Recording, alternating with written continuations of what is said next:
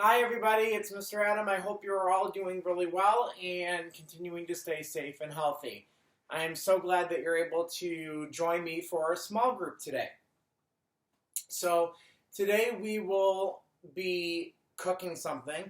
We will be making something pretty unique. I call it peanut butter and jelly pizza. And you're thinking like, oh my goodness, well, I've never heard of a peanut butter and jelly pizza. That's odd. Well, I'm going to show you how to make it, and I can tell you it is quite yummy and very satisfying. So we're going to make it. And the materials that you're going to need today, you'll need a piece of bread like so, or you can get an English muffin or a bagel. It does not have to be a piece of bread like this. I just chose to use it for the purpose of this activity. You also need peanut butter. Now, for those of you that have peanut allergies, sun butter is a perfect alternative, so go ahead and grab that if you do have the allergy.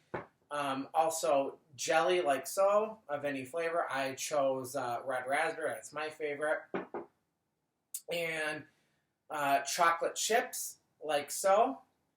And I chose to use marshmallows for this.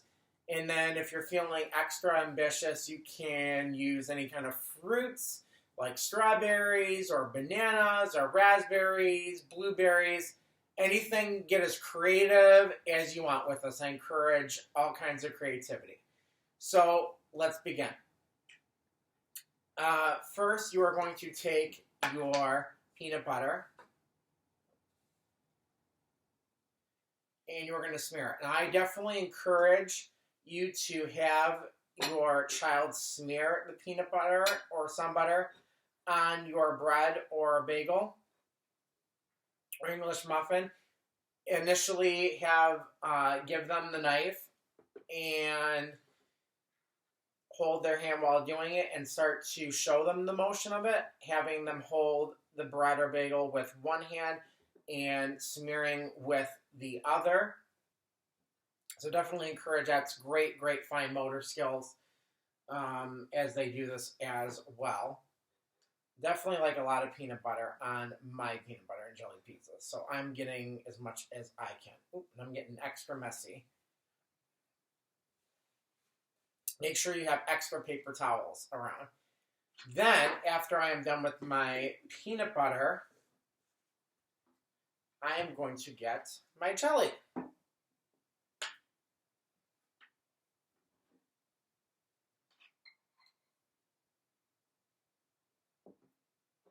There we go. I'm going to smear away. This is already looking really yummy. I cannot wait to eat this.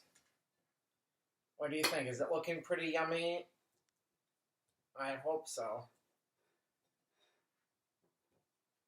This is definitely a very good treat. Now, after you have gotten your peanut butter and jelly smeared on, so now I'm done with that, we're going to start adding our pizza toppings, essentially, okay? So with this, I would encourage you parents to have your kids count them. We're going to have them count the materials that you are using. So, for example, your chocolate chips. So now I'm going to count as I grab each one. All right, so 1, 2,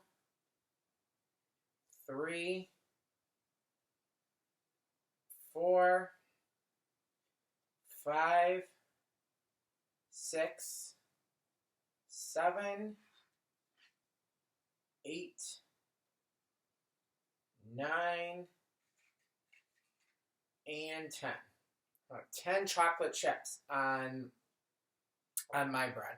Now I'll go to the marshmallows and I'll do the same thing. I don't know if I'll add 10, but I'll see how many I get on there. 1, 2, 3, 4, 5, 6, 7, 8, 9,